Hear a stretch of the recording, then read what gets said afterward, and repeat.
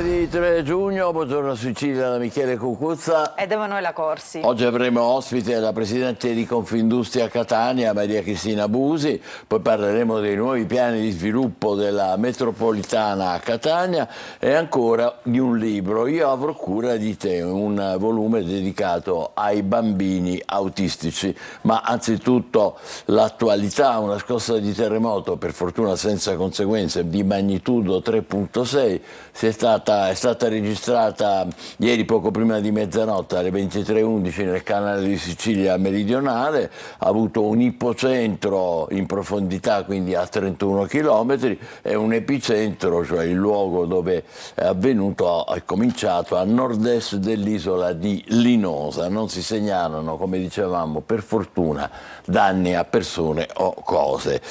A Messina invece è ancora un mistero la morte di Michele Lanfranchi, il 19enne che è stato trovato in una pozza di sangue e con una pistola in mano in strada nel quartiere Giostra, che è un crocevia di traffici di droga e della criminalità organizzata. Sono seguite due piste fondamentalmente, quella dell'omicidio anche, ma c'è pure quella di un gioco con le armi finite male. Vediamo.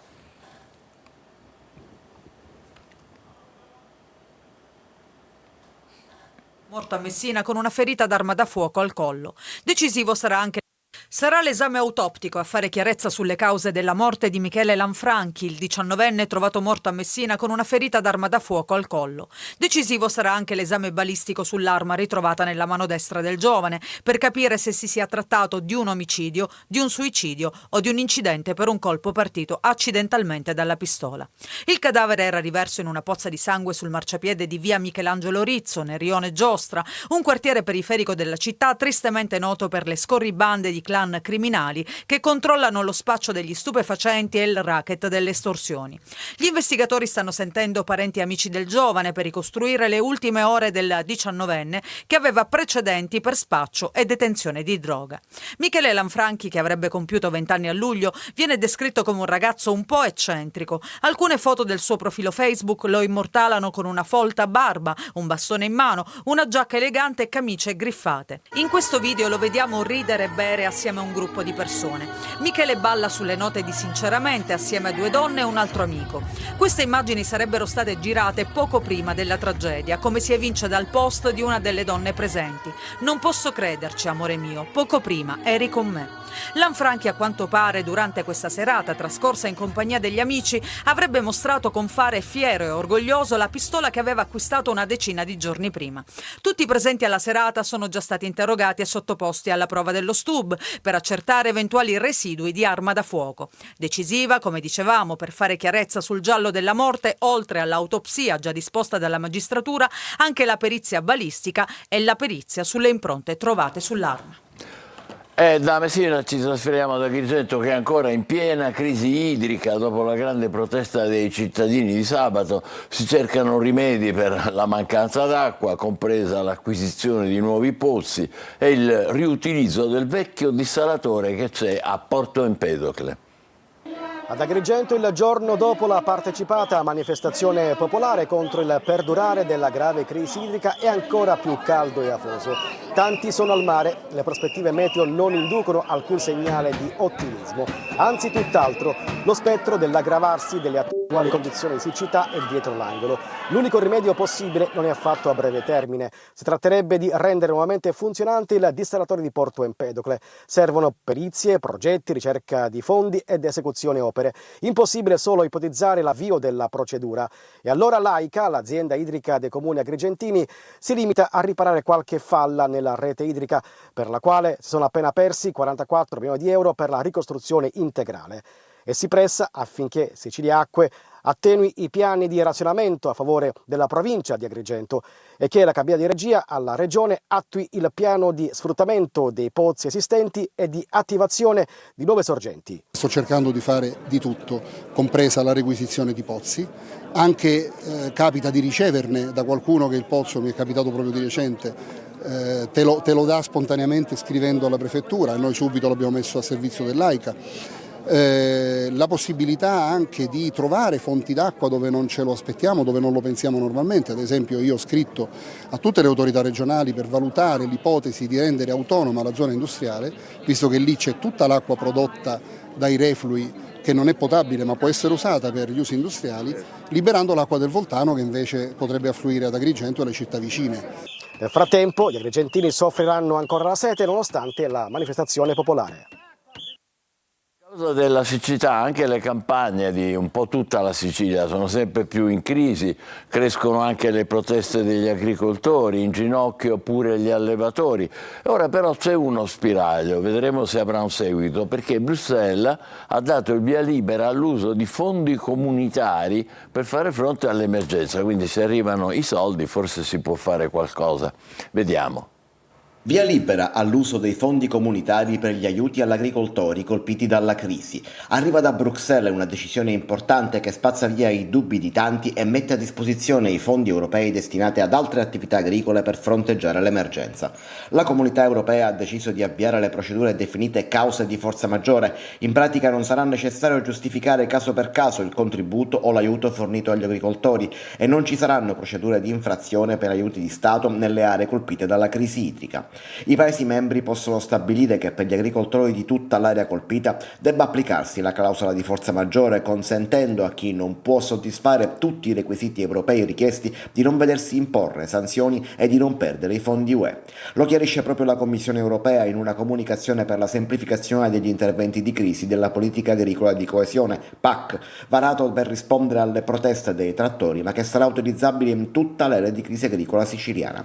Intanto prosegue il presidio sotto Palazzo d'Orleans, sede della presidenza della regione siciliana, degli agricoltori di Coldiretti, che non lasceranno le tende che hanno allestito fino a quando non vedranno realizzarsi le azioni promesse di contrasto alla crisi con l'arrivo dei fondi e gli interventi già sul territorio. Per parte sua la regione ribadisce che la crisi idrica e quella agricola sono le priorità delle azioni del governo Schifani insieme alla crisi zootecnica, che l'attenzione è massima ai soldi già stanziati. A Catania ieri ultimo appuntamento del Lungomare Fest prima della pausa estiva, un'opportunità soprattutto per i giovani di provare nuove discipline sportive, compreso anche quelle meno famose e più nuove. Vediamo. Lo sport protagonista del Lungomare Fest a Catania con i suoi colori e le sue tante discipline da provare, da sperimentare, per i giovani e non solo. Tante note, altre meno, come lo shuttlecock, un volano con i piedi. Allora, io irrompo nel campo perché voglio capire, ma è un'evoluzione del badminton o il contrario? Allora, si tratta, in realtà lo shuttlecock, in italiano calciovolano, è uno sport che ha origini in Cina da più di 2000 anni. Anche al CONI si cimentano, questa volta protagonista il tamburello. Cerco di dimostrare che non sono presidente del CONI per caso e quindi provo tutte le discipline che ci sono anche con un po' di affanno in più rispetto a qualche anno. Giornata Nazionale dello Sport, stiamo partecipando come in tutta Italia con le società sportive che sono presenti per dimostrare le proprie discipline sportive. Lo sport è crescita psicofisica e rispetto delle regole e socialità. Questi sono i valori fondanti di una società che cresce bene. Lo sport dunque come supporto in tutti i sensi, nel fisico, nella mente e nel rapporto con la società. Noi ci coordiniamo anche con la Polizia di Stato e le Fiamme Oro, con un progetto che si chiama Rugby e Legalità, che ci aiuta a far vedere i valori della polizia e del rugby nelle varie scuole. Tutto bellissimo, ma l'attenzione resta lì, sulle scarpe trasformate in racchette dello shuttlecock. E sono ovviamente appiattite con una forma un po' simile a una racchetta, quindi un po' più grandi, un po' più piatte, che cercano di ovviamente ottimizzare la superficie di impatto del volano. Allora, buon divertimento. Grazie mille. Ma sembrano quelle dei clown, quelli del circo. Sì, esatto. È vero o no? Sì, assolutamente sì. Dovremmo provare anche noi questo sport. Vabbè, proviamolo. Allora, andiamo con la rassegna stampa di oggi e quindi partiamo dalla Sicilia, andiamo a vedere i fatti regionali. Intanto In primo piano c'è questa notizia che ritroviamo oggi su tutte le testate, la Lega che attacca Mattarella per quanto riguarda le sue parole sull'Unione Europea. Quindi 2 giugno e veleni, Fratelli d'Italia si dissocia dalle parole del senatore Borghi, insorgono le opposizioni. Borghi che ha detto si dimetta Mattarella dopo appunto le sue affermazioni. E poi il duello, questo per quanto riguarda le europee, Schlein e Meloni ai ferri corti sulle questioni sociali. Vediamo invece i fatti regionali. Mare più salato. Borsino di Federconsumatori sui servizi in spiaggia. La Sicilia conveniente rispetto alle altre regioni, ma anche nelle nostre località è tutto più caro. Questa è l'estate che ci aspetta. Poi, per quanto riguarda la cronaca, la vediamo sempre nel taglio alto. Intanto il giallo di Messina, trovato morto in strada con un proiettile nel collo. E questa tragedia che accade vicino Londra, ma i protagonisti sono tutti siciliani, uccisi madre e figlio originari di Mussomeli. È stato arrestato un 63enne che anche lui originario di Caltanissetta.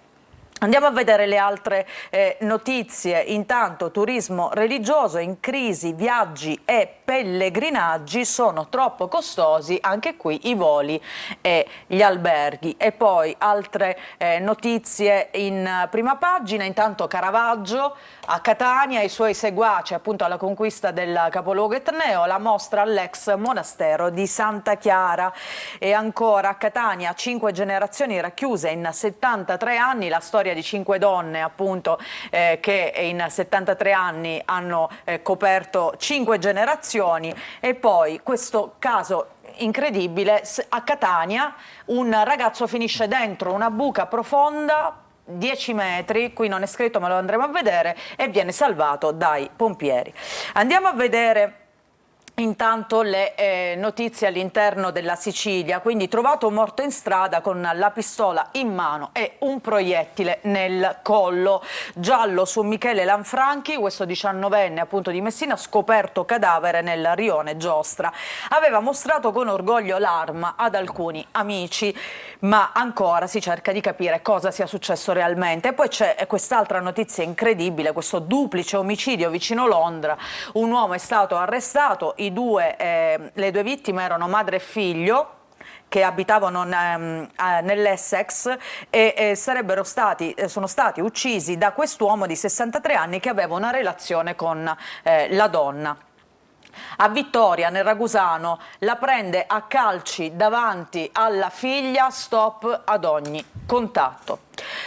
Il caro spiagge, vediamo cosa succederà quest'estate in Sicilia. Dicevamo la Sicilia è la più economica in Italia, ma i prezzi sono in aumento rispetto allo scorso anno. Vediamo per esempio l'ombrellone costerà 8 euro a Catania, 8,50 euro a Palermo, 9 euro a Trapani. Poi la sdraio a Catania costerà 5,50 euro, 5 a Palermo, 6 a Trapani. Ancora per un lettino ci vorranno una media di 8,80 euro a Catania, a Palermo 8,50 euro, 9 euro a Trapani. Insomma, Trapani a quanto pare è una delle province più care per quanto riguarda l'estate. Il mondo di Caravaggio a Catania, 3 dipinti del maestro, tra cui il San Sebastiano, esposto per la prima volta in Italia, e 36 opere di caravaggeschi fino al 6 ottobre alla Pinacoteca dell'ex monastero di Santa Chiara. Questo per quanto riguarda la pagina della cultura. Invece andiamo a vedere i fatti di Catania. Intanto mare e corsa contro il tempo. Oggi sopralluogo nelle spiagge libere mentre prosegue l'allestimento dei solarium. C'è qualche ritardo appunto per prepararsi alla stagione balneare. L'11ª commissione consiliare oggi andrà alla Playa proprio per verificare lo stato dei luoghi. E poi dicevamo questa notizia incredibile che troviamo nel taglio centrale, c'è anche la fotonotizia. Loro sono i vigili del fuoco. Vola in una buca profonda 10 metri.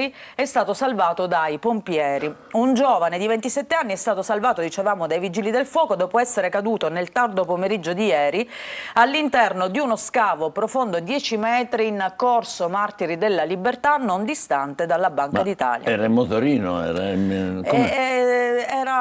probabilmente era a piedi. Comunque il giovane è stato raggiunto e con tecniche di primo soccorso stabilizzato, immobilizzato su una barella speciale e riportato sulla sede stradale, dove è stato consegnato al personale sanitario del 118. Povero. È una cosa incredibile, anche perché appunto è accaduto in centro città. Quindi da Concetta a Natali vediamo queste 5 generazioni di donne in appena 73 anni, un curioso record stabilito dalle donne di una famiglia catanese dalla seconda guerra mondiale ai giorni nostri. La trisnonna, che è la prima praticamente che vediamo in questa foto sulla sinistra, è ancora arzilla e ricorda le date importanti di tutti i parenti.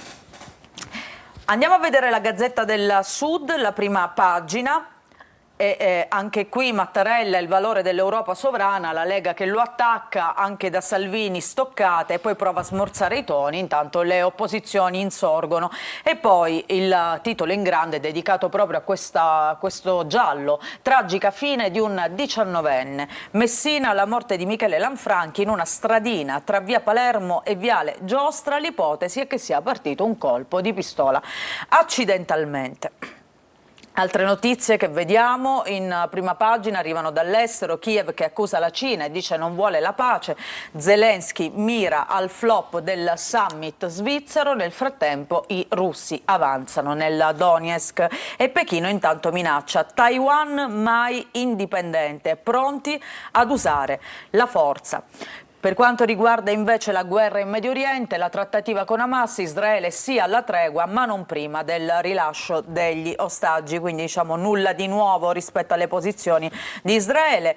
E poi questa notizia tragica della fine di questi 3 giovani, la piena assassina in Friuli, trovati i corpi delle ragazze, mentre invece continuano le ricerche per Christian. Nel Livornese uno schianto sull'autostrada, un uomo alla guida di un'auto ha avuto un malore e si è schiantato su un casello, 3 le vittime e 6 i feriti. Andiamo a vedere all'interno della Gazzetta e quindi questo caso, morto a 19 anni, la Gazzetta si chiede per una tragica fatalità, l'ipotesi più probabile appunto di un proiettile partito mentre stava mostrando la pistola ad un amico. Il fatto di sangue è avvenuto a Messina, dicevamo tra via Palermo e viale Giostra, a perdere la vita Michele Lanfranchi, e qui vediamo il luogo dove è accaduta questa tragedia. Gli investigatori però al momento non escludono anche altre piste, però c'è da dire che non ci sono telecamere nella zona, quindi è anche difficile ricostruire quello che è successo. Vediamo cosa succede a Vulcano. Emissioni di gas in aumento. Una famiglia costretta a lasciare la casa. Sembravano diminuite le concentrazioni di sostanze nocive a Vulcano Porto, invece non è così e c'è un'ordinanza firmata dal sindaco Riccardo Gullo. Andiamo a vedere la prima pagina del Giornale di Sicilia, che apre con i festeggiamenti del 2 giugno, ma soprattutto con le parole di Mattarella, l'attacco della Lega al Colle. Festa della Repubblica, carica di tensione, una settimana dal voto, Tajani si dissocia, silenzio di Fratelli d'Italia mentre le opposizioni insorgono per queste parole di Borghi, che chiede le dimissioni di Mattarella, che ha rilanciato la sovranità dell'Europa. Salvini media, parole travisate, ma noi celebriamo l'Italia, non l'Unione Europea. L'imbarazzo nel governo. Nel taglio centrale lo sport, il calcio, nella Serie B, DS, allenatore, squadra, il Palermo studia le mosse su 3 fronti. A giorni l'incontro tra Rinaudo e la società, Zanetti in attesa, organico da ristrutturare, possibili, probabili tanti addii. E poi vediamo nel taglio basso 2 notizie di cronaca, poi vedremo anche ancora per la siccità. Parte un colpo, ragazzo deceduto, il giallo di Messina, la vittima aveva 19 anni. Anche qui stessa ricostruzione, sarebbe stato colpito mentre mostrava appunto la pistola ad un amico. E poi questa tragedia ad Altofonte, siamo in provincia di Palermo, a 92 anni muore stritolato dall'auto. si chiamava Gaetano Livoti, stava cercando di effettuare una riparazione ma il crick ha ceduto all'improvviso. Ti faccio vedere l'ultimo titolo: caldo sui vigneti, c'è l'incubo adesso dei parassiti. Sì. Oltre che alla siccità. Esatto, si teme un ritorno della peronospora, colpa di temperature alte e precipitazioni scarse. Oggi ci sarà l'incontro tra Schifani e coltivatori. Ci fermiamo qui per la rassegna stampa regionale, ma proseguiremo fra pochissimo con i quotidiani nazionali con la nostra Emanuela Corsi. State con noi, buongiorno Sicilia.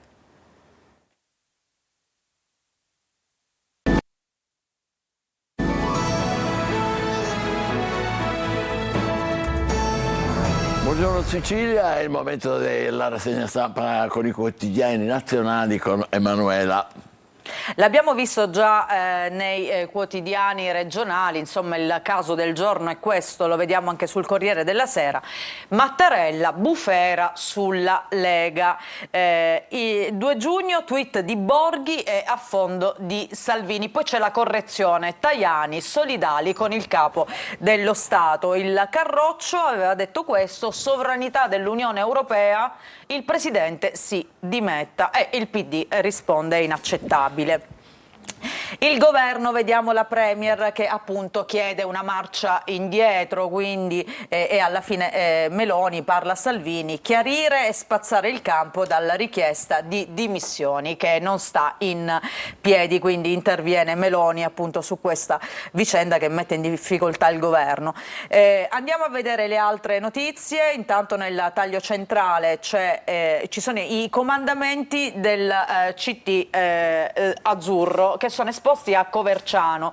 Ordine, studio, ferocia, la lavagna di Spalletti. Ecco che il Corriere fa vedere nel tondo questi 6 comandamenti che ha affisso su... Pure la ferocia. Sì, la ferocia. Non si leggono bene, comunque sì, cioè, ci dovrebbe essere anche la ferocia, che devono tirare fuori.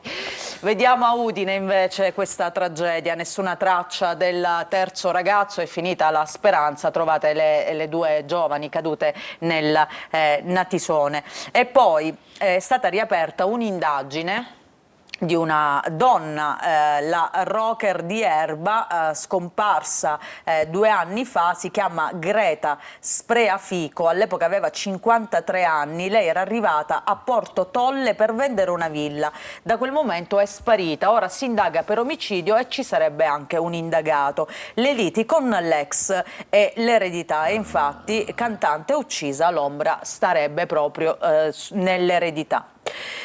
Andiamo a vedere all'interno questo 2 giugno, i veleni appunto del 2 giugno, qualcuno ha scritto: Salvini contro il Quirinale, l'opposizione inaccettabile, il leghista Borghi appunto che dice sovranità dell'Unione Europea, allora lasci, riferendosi a Mattarella. Il PD parla di attacchi eversivi, interviene Tajani esprimendo solidarietà invece al Colle. E poi a Palazzo Chigi la Premier aspetta, poi preme su Matteo e lui dice no alle dimissioni. Meloni vuole aprire anche un fronte su balneari, questa appunto un'altra. Baglioni lì che fa? Che sta facendo nella foto? Baglioni ieri era alla parata e ha cantato l'inno di Mameli. Sì. E poi qua vediamo chiaramente lo spettacolo delle frecce tricolore che sorvolano l'altare della patria, festeggiamenti molto partecipati nonostante una pioggia abbastanza presente. E poi il retroscena: l'Italia aperta all'Europa, il Presidente la sovranità e richiamo alla Costituzione, nell'articolo 11 le limitazioni per le organizzazioni internazionali. Barelli di Forza Italia dice: un attacco solo per parlare, alla pancia del paese noi siamo differenti, quindi insomma un caso che è diventato anche politico in vista del voto tra qualche giorno. La Stampa, ecco qui, Lega attacco a Mattarella, Borghi chiede le dimissioni, Salvini lo segue, Meloni gli impone lo stop, se no devo sconfessarti, all'affondo nel giorno della festa della Repubblica dopo che il Colle aveva parlato di sovranità europea. Oggi sempre la Stampa racconta una storia che forse non tutti conoscono, di questo cantante che è stato Beatle per un giorno. Lo strano caso di Jimmy Nicol, che è stato chiamato a sostituire Ringo Starr solo una volta e mai più, ma credo che se la ricorderà a vita, appunto è stata la sua grande occasione. Poi l'hanno cazzato oppure... No, non si sa, insomma, sulla stampa oggi viene raccontata la storia di quest'uomo che è stato Beatle per un giorno. E poi, a proposito di musical, Springsteen, l'incompreso, e i 40 anni di una canzone storica, Born in the USA, tra l'altro, che è un racconto dell'America negli anni della guerra del Vietnam. Andiamo a vedere adesso il Messaggero. Ecco qui, stessa apertura degli altri quotidiani, cioè la Lega contro il Colle sull'Unione Europea, Gelo Tajani, Schlein attacca. Il 2 giugno tra polemiche, dopo il riferimento alla sovranità europea, Borghi, il presidente si dimetta, Salvini prima l'Italia e Forza Italia si smarca. Andiamo a vedere nel taglio centrale, c'è un'intervista oggi a Roberto Falcao, che dice soffro ancora per Diba, nel tondo lo vediamo ai tempi della Roma, quindi anni 80-84, avrei potuto allenare la Roma, dice De Rossi, l'uomo giusto. E poi invece la guerra in Medio Oriente, intesa, via libera Israele e via libera l'intesa su Gaza, ma la priorità sono sempre gli ostaggi. Netanyahu non ostacolerà il piano di Biden, ma i dirigenti di Hamas lascino la striscia. E poi l'anniversario del D-Day in Normandia, quindi Normandia 80 anni dopo il D-Day di Kiev, perché nei luoghi dello sbarco si studia la pace appunto per Kiev, per l'Ucraina. Poi ricorderai le polemiche dei giorni scorsi del Papa con certe sue affermazioni, e adesso il Papa che incoraggia un giovane gay che era stato escluso dal seminario, la lettera dopo le polemiche, quindi il Papa ha decisamente corretto il tiro. Andiamo a vedere il secolo XIX, Lega, fuoco su Mattarella.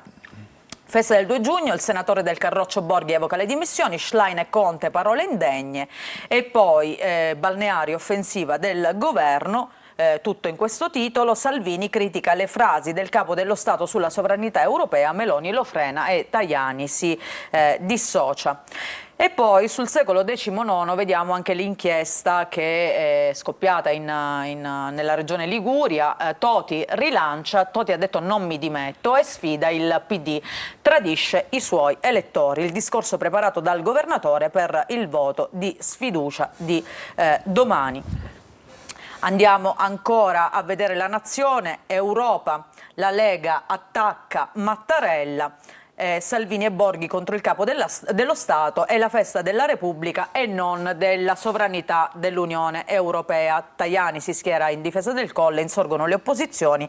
Schlein, Meloni prenda le distanze, la Premier, la cerimonia del 2 giugno, gli Stati sono la forza dell'Unione. Poi dicevamo questo terribile incidente che è avvenuto in prossimità di un casello autostradale, un bolide sul casello a Rosignano, auto contro la barriera autostradale, ipotesi malore, ma ci sono 3 morti, 7 feriti e quindi una tragedia che è avvenuta in Maremma. L'altra tragedia è quella che riguarda appunto questi 3 giovani che sono stati inghiottiti nel Natisone dopo l'ultimo abbraccio, ritrovati soltanto i corpi delle ragazze. Parla un biologo e dice il rischio è quello delle sabbie mobili, quindi sono stati veramente risucchiati questi ragazzi. Il giornale, ecco, le polemiche del 2 giugno, il giornale le racconta così: polemica per le parole di Salvini, lui dice mi hanno travisato. Il ministro, il 2 giugno non è la festa della sovranità europea, Mattarella difende la Carta, la nostra Costituzione è lungimirante e saggia.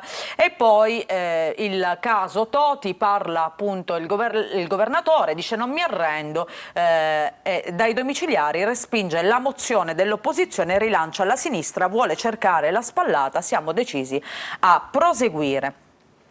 Andiamo a vedere Repubblica, ecco attacco sovranista al Quirinale. Il leghista Borghi invita Mattarella a dimettersi per aver celebrato la sovranità dell'Unione Europea. Salvini rincara la dose, il 2 giugno non è la festa dell'Europa, Meloni sceglie di restare in silenzio e teme il voto di domenica. Tajani si smarca, solidarietà al capo dello Stato, PD e 5 Stelle dalla Lega, parole inaudite. Ma c'è un'altra notizia, c'è il ministro Giorgetti che è tentato di lasciare. E ancora Visco, il debito rischia di sfuggire di mano. Andiamo a vedere all'interno, quindi Giorgetti che è ai saluti. Preparatevi a fare senza di me. Il ministro dell'economia ha offerto a Meloni la disponibilità però di lavorare nella nuova Commissione europea. La premier fredda, Salvini invece è possibilista. Tra l'altro una scelta, quella di Giorgetti, anche di fronte a tutti i contrasti avuti anche con gli alleati rispetto a due misure: il super bonus, che per il ministro è stato un mostro che ha distrutto la finanza pubblica e ha dovuto contrastare le deroghe chieste dalla sua maggioranza, e poi anche la spending review, l'ultimo contrasto appunto con i suoi colleghi come il ministro Fitto e Piantedosi è stato sui tagli ai comuni che hanno avuto più risorse dal PNRR, quindi potrebbe appunto decidere di andare in Europa dopo questi momenti difficili all'interno della maggioranza. Andiamo a vedere altre notizie all'interno di Repubblica. La guerra in Europa, Zelensky che accusa Putin sulle deportazioni e dice ha rapito 20.000 bambini ucraini, e il New York Times ricostruisce la storia di 46 bambini prelevati a Kherson nel 2022. Questa è l'accusa appunto di Zelensky. E poi c'è questo articolo dedicato a questo personaggio, Mel Stroy, il blogger degli eccessi che da Mosca ha sponsorizzato le invasioni di campo che sono avvenute qualche giorno fa a Wembley. Tra alcol, sesso e botte pensa che ha milioni di follower e ha offerto anche 300.000 euro per bloccare la finale di Champions League. Va bene, le follie della rete, ci sono anche queste. Abbiamo concluso con la rassegna stampa, adesso diamo un'occhiata al tempo, fra poco ospiteremo con molto piacere la Presidente di Confindustria Catania, Maria Cristina Busi. State con noi. Buongiorno Sicilia. Ben ritrovati ai nostri telespettatori da Vanessa Minotti di Trebi Meteo. Correnti umidi apporteranno nuovi fenomeni per l'avvio della nuova settimana sulle regioni adriatiche e anche sul Triveneto, meglio invece altrove. In dettaglio in Sicilia la giornata di lunedì trascorrerà all'insegna del bel tempo, ventilazione a tratti moderata con mari calmi o poco mossi, venti fino a sostenuti invece sulle coste meridionali dove i mari saranno mossi.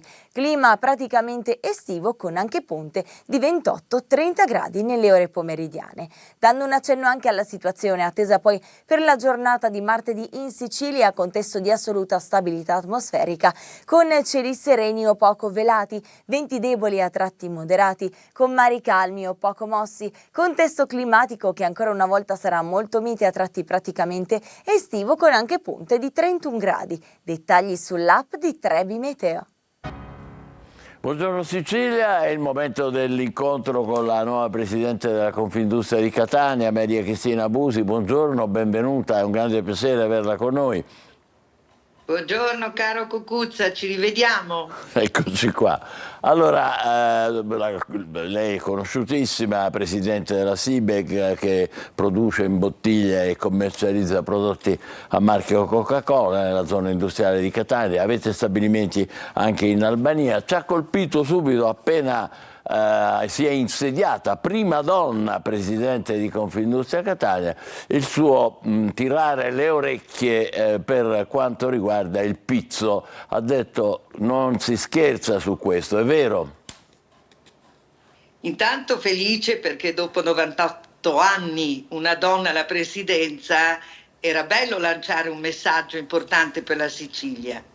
Una tiratina lieve, piccolina di orecchie, le tirate forti arriveranno se le cose non vengono fatte, ma a parte un po' il tono scherzoso, Direi che invece forse a breve avremo una bella notizia, ma lascio al sindaco di darla pubblicamente per quanto riguarda la zona industriale.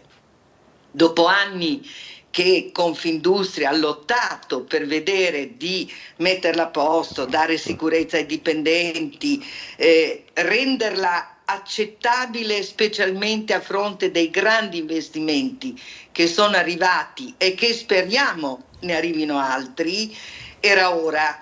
Perciò questa è una gran bella notizia, si vede che le tiratine d'orecchie lievi hanno cominciato a funzionare. Sì, bene, certamente. Il sindaco ce l'aveva accennato venerdì scorso, qualcosa del genere, riguardano le infrastrutture e non solo. Però, Presidente, non mi ha risposto sulla questione del pizzo. Lei ha fatto un richiamo molto severo invece. Ma più che un richiamo è stato un grido di dolore, perché vede, ci sono delle situazioni che non toccano solo Catania, ma tutta la Sicilia e tutto il sud, che purtroppo ci danneggiano enormemente. A cominciare dalla decontribuzione, che basterebbe cercare di imporsi con Bruxelles e non sempre accettare delle imposizioni sulle etichette, sulla misura delle carote, sugli ortaggi, eccetera, eccetera, e probabilmente si riuscirebbe ad ottenere un rinnovo, che sarebbe importantissimo. E poi anche il discorso delle ZES, che va un attimo visto, migliorato. Non ci si può accontentare solo di ipotesi punitive per tutti noi imprenditori, perché intendiamoci, abbiamo bisogno di certezze, di tempi sicuri, non che uno fa un investimento e quando è a metà si ritrova senza i fondi. Questo sarebbe importante da affrontare e anche al più presto. Certo. Quali sono dunque i suoi obiettivi? Ho risposto? No, non del tutto, per la verità, Presidente. Lei lo sa, il punto che sto toccando è per la seconda volta glielo ritorno. Non osavo più fare la terza domanda, perché sennò uno dice poi basta, troppo. Beh, non si può rispondere a tutto, qualche segretuccio devo tenermelo. L'ho capito questo. Comunque l'ha detto, noi abbiamo pure la registrazione, quindi non si preoccupi. Allora, sappiamo che la situazione, diciamo così, per quanto riguarda la distanza nord-sud, quella tradizionale, classica, è ancora piuttosto forte. Oggi il PIL di ogni siciliano risulta ancora oggi il 60% in meno di quello, per esempio, degli abitanti del Trentino. L'occupazione, abbiamo 42% il nostro tasso di occupazione. I NEET, cioè i giovani che non lavorano e non studiano, abbiamo la percentuale più alta d'Italia e per quanto riguarda le donne soltanto un occupato su 3 è donna. Che cosa bisogna fare, Presidente, per correggere la tendenza? Intanto, per quanto riguarda i giovani, è chiaro che bisogna lavorare con l'università, anche prima dell'università, perché un ragazzo che arriva a scegliere una facoltà deve sapere prima che cosa vuol fare, che cosa si sente di fare. E noi come aziende ci stiamo muovendo in questo senso, per far conoscere, perché attenzione, il lavoro in Sicilia c'è, non è vero che manca il lavoro c'è. Per cui bisogna farsi conoscere dai giovani e fargli capire quali sono le loro opportunità, perché quando sono dei adolescenti, scegliere e decidere della propria vita non è facile. Per cui questo è un compito che spetta decisamente a noi imprenditori ed è il nostro grande interesse per lo sviluppo del futuro, e anche per l'università, che deve avere dei giovani che scelgono una facoltà decisi e consapevoli di quello che sarà il loro lavoro e il loro futuro. Per quanto riguarda le donne è un problema grave, perché in effetti se le donne aumentassero, aumenterebbe enormemente anche il PIL. e vanno aiutate, però vanno incoraggiate. Non in tutte le famiglie avviene questo, a volte sono anche un pochettino così disilluse dalla parte maschile. Questo lo dico a ragion veduta, perché purtroppo abbiamo perso noi degli ottimi elementi, proprio perché il padre, il fratello, il marito, tutti quanti si opponevano un pochettino al fatto che la donna lavorasse. Intendiamoci, è giusto che poi vengano retribuite a parità con i loro colleghi uomini, questo fuori di dubbio, e con tutto quello che comporta un contratto di lavoro alla pari. Presidente, per quanto riguarda il digitale, a che punto siamo a Catania e più in generale nella nostra regione? Beh, a Catania siamo molto avanti, Etna Valley è sicuramente tra le più avanzate. Sa che cosa? Se ne parla poco, cioè stiamo tutti un po' così tranquillamente silenziosi, forse perché siamo modesti, e invece bisognerà parlarne molto di più e far sapere quello che si sta facendo, e a Catania siamo avantissimo. Beh, complimenti. A questo si riferiva quando ha anche detto dei prossimi annunci del sindaco. Abbiamo saputo nei giorni scorsi di un investimento importante per quanto riguarda la ST Microelectronics, per cui è intervenuto il ministro Urso a Catania, l'annuncio di 3.000 nuovi occupati tecnici laureati. È un po' questo che sta per capitare dalle nostre parti, giusto? Esatto, e questo è importantissimo, perché noi dobbiamo veramente essere grati alla ST che ha scelto Catania e l'Etna Valley. Avrebbero potuto andare ovunque e invece hanno scelto noi, la Sicilia, che sappiamo tutti che comunque comporta, l'isola ha i suoi problemi, è comunque un'isola, ma siamo stati scelti e devo dire la verità che è molto gratificante, e questo porterà un enorme sviluppo di lavoro, di occupazione e anche proprio di studi di ricerca d'avanzamento. Bene, questo è estremamente importante e ci fa molto piacere. Le auguriamo buon lavoro, Presidente, e speriamo la prossima volta mi vorrà anche rispondere a quella domanda che le avevo fatto all'inizio e che è rimasta lì. Va bene, è una promessa. Grazie comunque per la sua cordialità. Grazie, buon lavoro. Buon lavoro a lei e grazie, a presto. Lasciamo Maria Cristina Busi, che è Presidente della Confindustria di Catania, facciamo una breve pausa, tra poco parleremo dei nuovi collegamenti con la metropolitana, ma non solo, per il trasporto pubblico nella nostra città. State con noi, buongiorno Sicilia.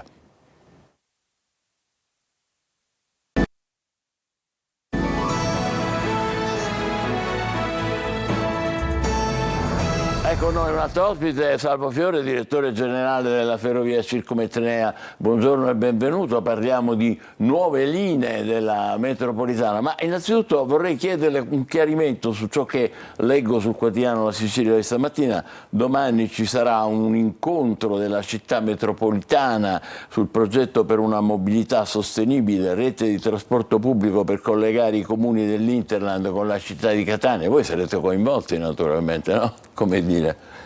Buongiorno a voi, grazie per l'invito di stamattina e per l'opportunità di raccontare un po' com'è la situazione, lo sviluppo della metropolitana, in generale come la mobilità del trasporto pubblico locale nella nostra città. Noi siamo coinvolti, ovviamente sì, nella fase, poi deciderà la città metropolitana eventualmente, di gestione delle infrastrutture che prevede di realizzare. È un tema molto sentito dai cittadini della città metropolitana, perché collegare la prima fascia dei paesi come Pedemontani con il centro di Catania è una delle direttrici principali di mobilità.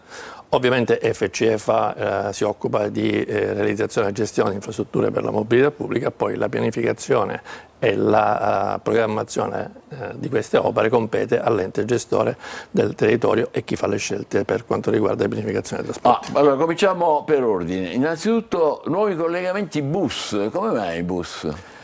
Bus perché con il PNRR c'è stata un'accelerazione, siamo felicissimi di questo qua perché la Comunità Europea è importante, è stata importante per FCA la Comunità Europea perché ha dato sempre quello stimolo a realizzare le opere all'interno di orizzonti temporali di riferimento che si faceva per ogni programmazione. E quindi anche in questo caso col PNRR, le opere come voi sapete devono essere realizzate entro il 2026, c'è stata questa accelerazione di reperire il finanziamento, completare il progetto definitivo, a affidare i lavori e redigere poi il progetto esecutivo perché è un appalto integrato, sapete che le grandi infrastrutture si fanno mediante appalti integrati generalmente, e riuscire in tempi velocissimi, devo dire quasi in 10 mesi abbiamo completato tutta questa fase e abbiamo appaltato i lavori, quindi i cantieri sono in corso. A questo punto si rende necessario interrompere il tratto che va dalla stazione di Catania Borgo fino a Paternò per realizzare questo doppio binario e trasformare la vecchia storica circumettenea in una moderna metropolitana a doppio binario, scartamento ordinario con elevata capacità e alta frequenza.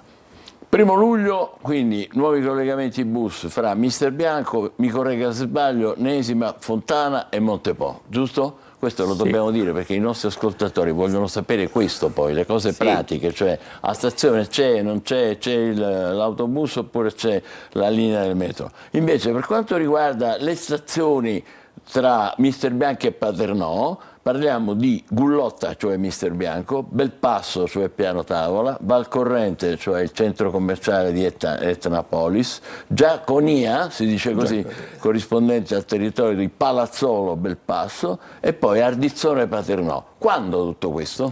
L'orizzonte temporale di riferimento è il 2026, quello del PNRR. 2026. Stiamo lavorando per questo obiettivo, già ci sono i cantieri in corso, chi abita in quelle zone vede già questa attività intensa distribuita su un territorio di 11 km e mezzo e quindi per noi è veramente un bel risultato riuscire a collegare Paternò con tutto questo. Per quanto riguarda la Stesicoro Fontana Rossa, che è rimasta bloccata. La Stesicoro Fontana Rossa è stata già appaltata, siamo in fase di redazione del progetto esecutivo perché come sapete dicevo poc'anzi queste grandi infrastrutture generalmente si realizzano mediante questi appalti integrati, si mette a base di gara il definitivo e poi l'appaltatore realizza sia la progettazione esecutiva che le opere. C'è stato in sede di redazione del progetto esecutivo un approfondimento per quanto riguarda le caratteristiche dell'ammasso dove si va a scavare, cioè dei terreni, che ha rilevato delle situazioni, specialmente al margine degli edifici, che potevano determinare potenziali criticità. E quindi ricordiamo che c'è stato il crollo di una palazzina in via Castromarino. Sono fattispecie totalmente diverse, perché poi quando si scava si realizzano infrastrutture di questo tipo in ambienti fortemente urbanizzati, non si riesce a investigare in maniera dettagliata e puntuale i terreni perché praticamente col costruito in corrispondenza del tracciato diventa difficile. In questo caso abbiamo proprio fatto questi approfondimenti con l'impresa, abbiamo avviato un confronto che si è definito adesso con la necessità di introdurre ulteriori opere a salvaguardia specialmente dei contesti edificati al margine dello scavo. Stiamo completando a questo punto la progettazione esecutiva con questi ulteriori interventi che comporteranno ulteriori risorse per le quali già il governo nazionale ma anche quello regionale ha dato la sua disponibilità a reperirle e quindi siamo fiduciosi che entro fine anno, proprio gli ultimi mesi dell'anno, apriamo anche questi importanti cantieri che poi... Torniamo alla Misterbianco Paternò di cui stavamo parlando. Allora, la linea sarà completata 30 km tra Paternò Catania e l'aeroporto, perché questo è particolarmente importante perché finalmente per andare all'aeroporto uno si piglia la metro. Tra l'altro, se posso, proprio la cosa che ci fa piacere evidenziare è che la linea avrà proprio dentro l'aeroporto, quindi si integra perfettamente. Devo ringraziare anche la struttura della SAC con cui c'è stata grande sinergia in fase di progettazione sia del Terminal B che della nostra infrastruttura, cioè quando si fa sistema fra gli enti che gestiscono il territorio, in questo caso con la SAC devo dire grande sinergia, grande professionalità da parte dei tecnici della SAC. Abbiamo progettato proprio, abbiamo integrato il nuovo Terminal B con la nuova stazione metropolitana. I turisti o i viaggiatori che vengono a Catania, anche i viaggiatori normali, escono al Terminal B, in questo spazio pedonale sotto questa grande copertura si troveranno al centro le scale mobili e gli ascensori che portano giù in metropolitana, e da lì poi potranno raggiungere il territorio etneo e anche interfacciarsi con la rete di RFI per raggiungere Messina, Taormina, Siracusa o anche... Finalmente, insomma, anche perché poi avete come progetto di allungare la linea da Paternò ad Adrano. Sì. Questo quando sono ancora 15 km, non è poco, no? Sì, lì già noi abbiamo realizzato sotto l'abitato di Santa Maria di Godia, Biancavilla e Adrano, abbiamo già realizzato le gallerie. Lì sarà a singolo binario perché la domanda di trasporto ovviamente più ci si allontana dal grande polo che Catania diminuisce, però con una potenziale anche lì di un treno ogni 15 minuti che è già un bel servizio per quei contesti, e lì l'obiettivo successivo è quello di recuperare queste ulteriori risorse, circa 250 milioni di euro, che servono per attrezzare questa linea che già è predisposta per ricevere i treni della metropolitana e poter ulteriormente estendere fino a 45 km una rete di metropolitana. Un bel risultato. Come no. Le due domande che la gente comune si fa è questa: l'integrazione fra questa linea metropolitana e i trasporti pubblici cittadini. A che punto siamo lì? Sì, noi lavoriamo benissimo con Comune di Catania e con gli altri soggetti che governano le politiche della mobilità del territorio. Mi fa piacere citare il grande successo e l'iniziativa che abbiamo fatto col Comune di Catania di questa testa di Catania to go, dove veramente si è fatta cultura della mobilità sostenibile utilizzando i fondi comunitari. Dico, proprio per il primo anno, 2 anni fa che l'abbiamo fatto, per vendere circa 6.000 tessere abbiamo impiegato quasi 2 mesi. L'anno scorso per vendere 10.000, perché abbiamo aumentato, in 4 giorni abbiamo venduto. Questo per fare capire come la gente, poi se tu fai cultura della mobilità sostenibile, si abitua a prendere il mezzo pubblico. Quest'anno abbiamo messo a disposizione un numero, in relazione alle risorse, un numero più basso, 4.500 tessere, in 1 ora e mezza sono finiti. Quindi questo fa capire come, se si fa cultura della mobilità sostenibile, poi il cittadino utilizza il mezzo pubblico. Ma rimane questa cosa? Cioè per adesso stiamo ragionando, perché finanziato con i fondi, stiamo ragionando però col Comune per trovare soluzioni. Cioè di fare un biglietto che dura 1 ora e mezza e che... Quello a prescindere. Questa è invece un'iniziativa, questo abbonamento, perché un anno ha un costo proprio simbolico di 20 euro l'anno, un abbonamento sia per la metropolitana che per la MTS. La MTS, per dare la possibilità, quindi sì, c'è grande sinergia e grande integrazione fra noi e loro. Speriamo che presto si realizzino, perché queste sono le cose importanti, perché poi è inutile, direttore, che uno dice basta con le macchine se uno non realizza queste cose. C'è qualcuno che rimpiange la Littorina, però, è vero? Che avete fatto con la Littorina? Guardi, e ovviamente la Littorina, io sono ferroviere, quindi nasco come ferroviere, quindi per me la Littorina... Soffre anche lei un po'? Un po', perché poi siamo legatissimi, devo dire, 130 anni di storia.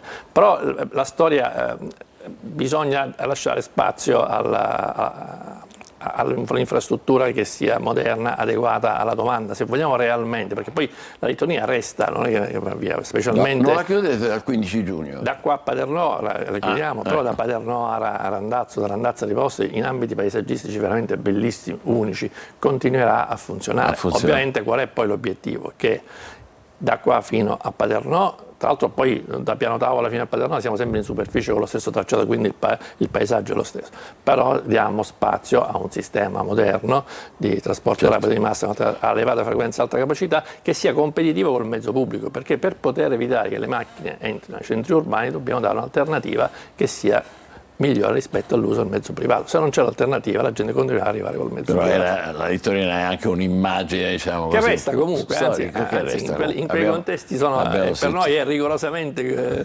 custodita. Fa piacere sicuramente a diversi ascoltatori, così come fa piacere invece l'ammodernamento e la velocizzazione dei trasporti pubblici, che sono le cose più importanti per una città come Catania. Grazie per essere stato con noi, direttore Salvo Fiore. Noi adesso facciamo una breve pausa, tra poco parleremo di un bel libro importante che riguarda i bambini autistici. Buongiorno Sicilia, a più tardi.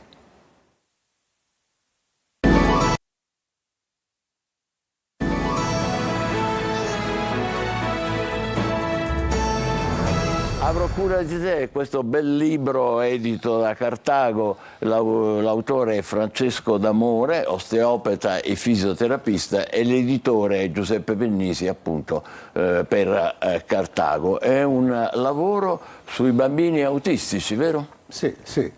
È un lavoro che viene da una precedente esperienza. Per tutta la vita ho lavorato in un istituto di neuroriabilitazione. All'inizio degli anni 2000 mi venne presentato un caso di siringomielia, una donna che era parecchio grave per questa affezione del midollo spinale, che sono delle cisti nel midollo. Non sapendo che fare, ho fatto ricorso alla terapia cranica, alla terapia osteopatica, e si è avuta una ottima riduzione delle cisti con una remissione dei sintomi che dura fino ad oggi. Quando mi venne presentato il caso di Mariele, il cui... Che è raccontato qui? Sì, no, l'immagine in copertina è proprio di Mariele, la bambina. Non sapendo cosa fare, ho attinto all'esperienza che avevo precedentemente fatto, e grazie a Dio abbiamo cominciato a vedere assieme alle famiglie dei miglioramenti. L'ho fatto nel mio studio fino a che la preside di una scuola di Mister Bianco, l'Aristide Gabelli, mi ha chiesto di farlo nel suo istituto. Per alcuni mesi abbiamo fatto questo lavoro là, e anche lì abbiamo avuto dei buoni risultati, per cui mi è stato chiesto di mettere su carta questo lavoro. Gliel'ha chiesto lei? Anche perché Cartago in realtà conosce il dottor D'Amore, ma è sensibile a tutte le tematiche in cui professionisti e uomini che sanno vivere, tra virgolette, intervengono. Quindi è un libro che si fa di due anime, un'anima umana, personale, che è quella dell'esperienza del dottor D'Amore, che è un uomo che realmente ha navigato attraverso le peggiori patologie, le strutture atte alla riabilitazione per chi in realtà soffre quotidianamente, è una visione scientifica che è lungimirante, perché la pubblicazione propone, come dicevo, non solo questo approccio umano per cui si è sempre presenti, c'è una costanza nella presenza rispetto al malato, e questa cosa, chi soffre di una patologia sa bene quanto sia importante, ma c'è soprattutto una visione da questo punto di vista lungimirante, dal punto di vista scientifico, che nel libro è ben argomentata, e al di là dei protocolli, dei prontuarietti, di tutte quelle che sono le teorie che purtroppo a volte diventano sterili,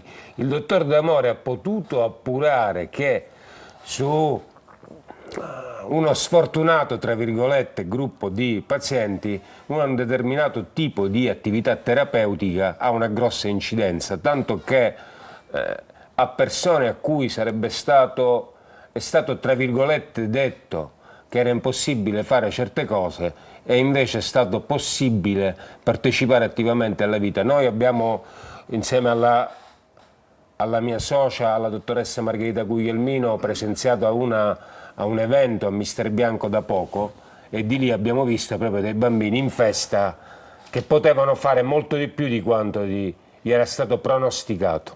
Bambini autistici, naturalmente. Sì. Ecco, qual è, diciamo, la sua esperienza? Che tipo di esperienza è stata?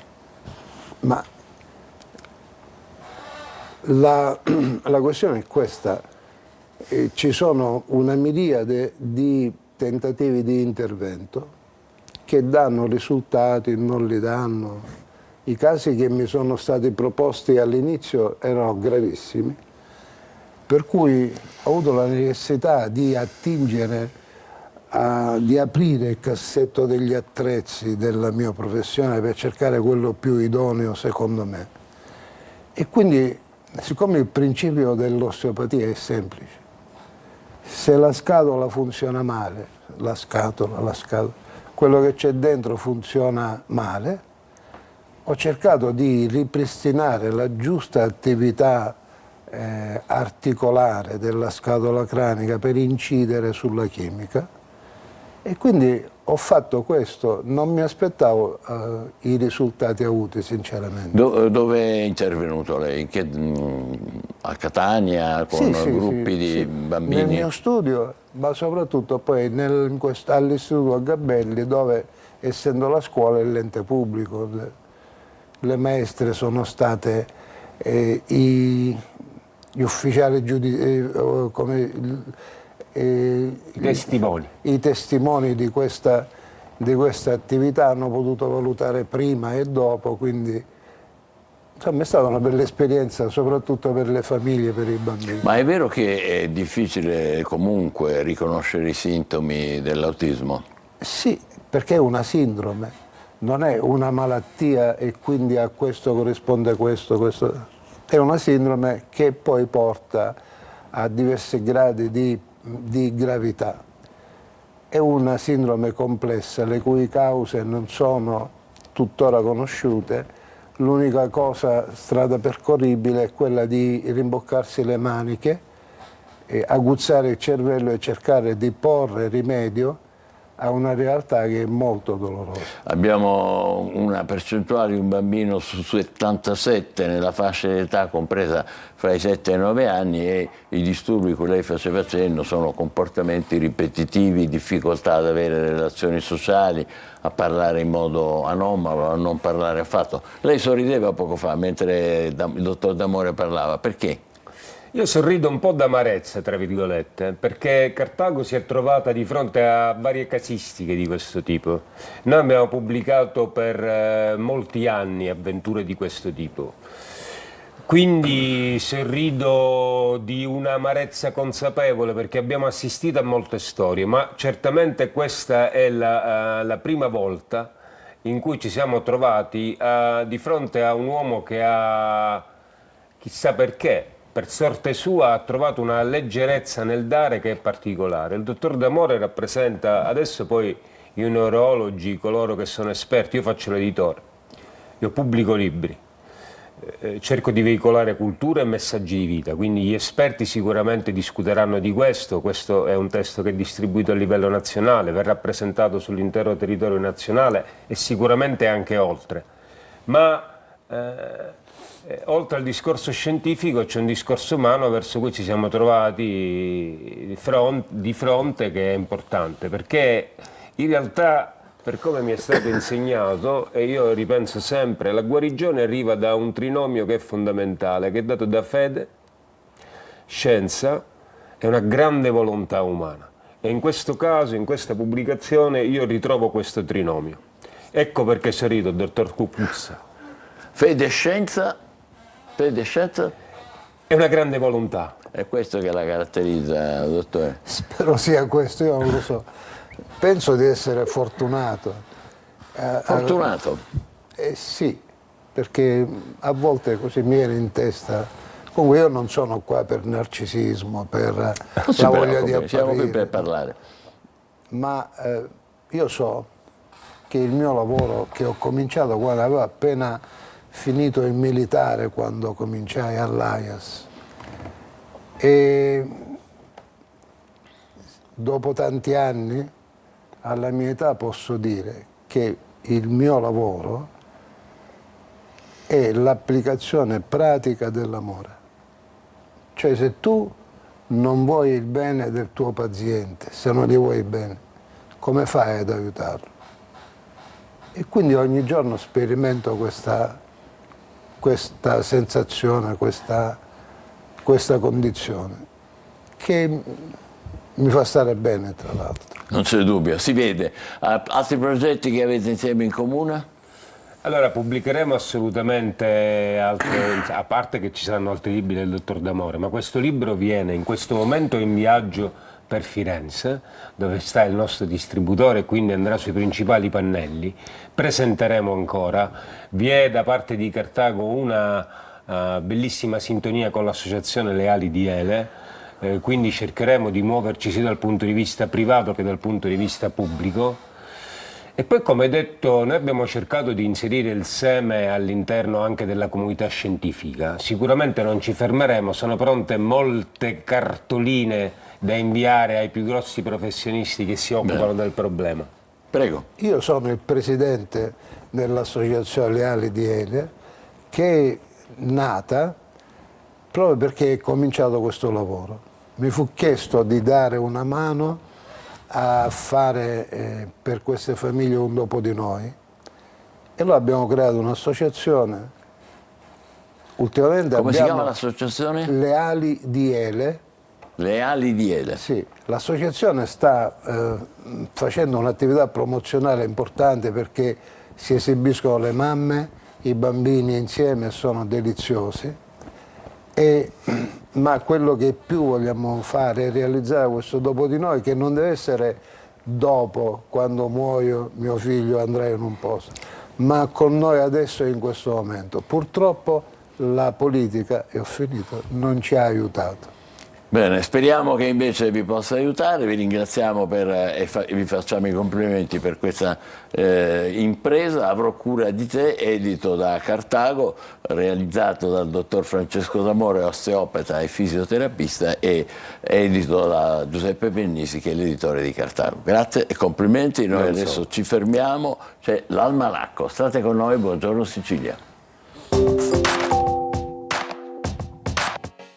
Il 3 giugno si tiene la giornata mondiale della bicicletta per riconoscerne l'unicità, la longevità e la versatilità. La bicicletta è infatti in uso da 2 secoli ed è un mezzo di trasporto sostenibile, semplice, conveniente, affidabile, pulito e rispettoso dell'ambiente. È simbolo principe del trasporto sostenibile, trasmette un messaggio positivo e promuove uno stile di vita con un impatto positivo sul clima. È risaputo che il girasole segue il movimento del Sole. Questo fenomeno si chiama eliotropismo e si verifica perché i fiori di girasole sono proprio sensibili alla luce solare. Durante il giorno questi fiori si orientano verso il Sole e seguono il suo movimento nel cielo. Durante la notte invece i fiori tornano a orientarsi verso est, in modo da poter seguire il Sole al suo sorgere.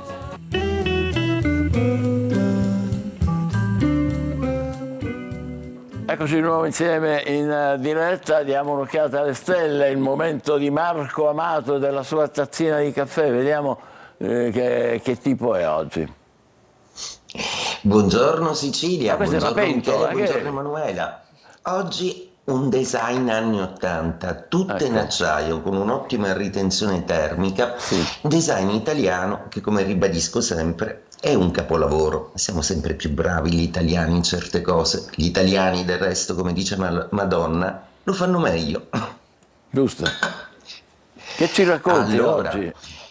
Iniziamo la giornata con la settimana, per meglio dire, con dei cambi planetari molto importanti. E oggi vi volevo parlare e accendere i riflettori delle stelle proprio su un personaggio che sta dimostrando come i cambi planetari avvantaggiano più alcuni segni piuttosto che altri. Ebbene, parlo di Angelina Mango. Angelina esce proprio questa settimana con il suo nuovo album, ben 14 brani. 14 brani di cui tra l'altro una collaborazione a me cara e particolarmente importante è quella con Marco Mengoni. Quindi propone questa sua carrellata di pezzi che sicuramente scaleranno le hit. Ma cosa zodiacalmente è stato più rilevante per lei? Il fatto che Giove sia passato in Gemelli, e quindi ci sono 2 segni zodiacali che a livello pratico avranno i vantaggi maggiori di questo movimento planetario, ovvero Ariete e Leone. Angelina appartiene all'Ariete, segno dell'inizio, della primavera, dell'esploit, ed è proprio l'incarnazione di questo suo movimento, proprio perché inizia a Sanremo, esplode, lo vince e sicuramente sta maturando in una maniera molto positiva e propositiva. Quindi auguro a lei il meglio proprio sotto le insegne del suo segno zodiacale, che rappresenta appunto il risveglio, e che il suo Giove possa assolutamente guidarla verso tantissimi successi che le auguriamo. Dicevo infatti prima che Giove, spostandosi in Gemelli, avvantaggia in particolare a livello pratico sia Ariete che Leone, chiaramente meno i segni di fuoco, chiaramente meno il Sagittario Sagittario proprio perché essendo in Gemelli è in opposizione. La distanza planetaria che si crea è un sestile. Il sestile, ovvero 60 gradi di distanza, sono la connessione del pratico, quindi è proprio oggettivamente che questi due segni troveranno le conferme di tutto questo. I fuoco quindi hanno questa possibilità di concretizzare in una maniera positiva e di sintesi, un po' meno il Sagittario proprio perché essendo in opposizione vivrà questa conquista della sintesi come una sfida. Ma cosa faranno gli altri segni zodiacali? Poiché la settimana è una settimana molto complessa e inizia anche con un Mercurio che vuole dialogare con Nettuno, l'intelligenza e la fantasia. Quindi questo riguarda moltissimo i segni di acqua e di terra. Cancro, Scorpione e Pesci sono assolutamente vogliosi di ragione e di giustificazione, quindi un Cancro a livello affettivo chiederà di più, uno Scorpione chiederà di più a livello creativo e progettuale, un Pesci avrà sicuramente voglia di fare diventare i sogni più una realtà. Questa settimana si muoverà grosso modo così per i segni d'acqua. I terra, quelli razionali, quelli concreti, cosa fanno? Toro, Vergine e Capricorno. Il Toro è proprio protagonista di questo movimento mercuriale e lunare peraltro, per cui un Toro che sta concretizzando su alcuni aspetti della sua vita che finalmente costituiscono delle risposte concrete, sensate, senza i disturbi di Urano che a volte fanno fare voli pindarici. Il Toro è ambizioso in una maniera vorace e silente, ma non per questo non deve poter fare conti con la realtà. I Vergine, buone notizie per voi proprio perché gli incontri e la comunicazione sanno di un po' più di dolcezza. Si parla di sentimenti questa settimana, quindi poco lavoro e maggiore sentimento. Concentratevi su questo. Capricorno. E Capricorno è andata benissimo, l'ho detto per mesi in questo anno, ma ora perdono un pochino di energia, quindi forse hanno meno sicurezza, ma i movimenti planetari che inaugurano questa settimana gli danno sicuramente le risposte che lo rassicurano in quello che vedono sempre come un campo minato, il campo dei sentimenti. Andate sereni e tranquilli e vedrete che avrete le vostre conferme. Per ultimi gli Aria. Acquario, Gemelli, Bilancia. Cosa succede ai Gemelli? I protagonisti veri di questo momento zodiacale, con Giove, Sole, Venere, tutti dalla sua parte. Ebbene, i Gemelli oggi hanno la possibilità di inaugurare una settimana che porta concretezze, soldi, ma soprattutto successo in campo professionale. Arriva una nomina, un contratto, un patto e c'è qualcosa che si supera come prova, un riconoscimento. Quindi, cari Gemelli, avete tutto il planetario dalla vostra, godetevela.